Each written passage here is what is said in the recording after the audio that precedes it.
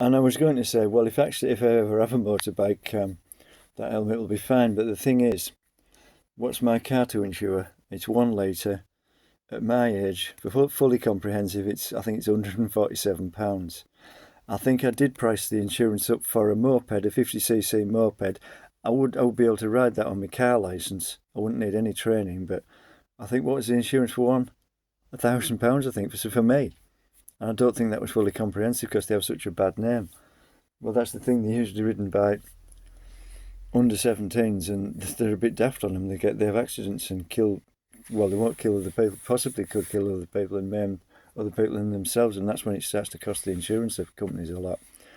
It's a bit like Cosworth Sierras. I don't think you can get insurance for them now because they were so easy to steal and so powerful.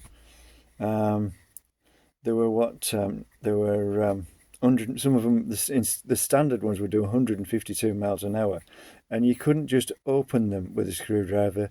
You could start them with a screwdriver. You just shoved the screwdriver into the lock and twisted it, and it started it and opened it.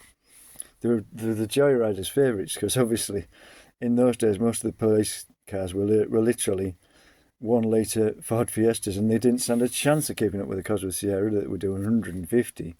Most of them were stolen by joyriders or used for ram raiding, but they started putting shutters on the shop windows and doors. So the favourite after that was a Range Rover because it was bigger and heavier and would go through the shutters. It's terrible, but that's the way it was. The locks on cars now, they're virtually unpickable. They can't, and then there's the immobilizers and stuff on them. They can't even start them. But yeah, I mean the price. Well, so that was the thing. And as soon as it was the same with Mini Cooper S's, the original ones. They're such a bad name because the thing was people bought them and they couldn't drive them. Because when the Mini came out in 1959, a Mini 1000 was considered too fast for the general public, so they had to make them 850s. And the acceleration on the Mini 1000, what was it? 0 to 60 in 17 seconds. Some of the hot hatches now are 2 and 3 seconds, which is far too fast. I don't think there's any ordinary driver capable of driving one, except somebody who's actually a racing driver or a rally driver. But I don't know. And the motorbikes are ridiculous.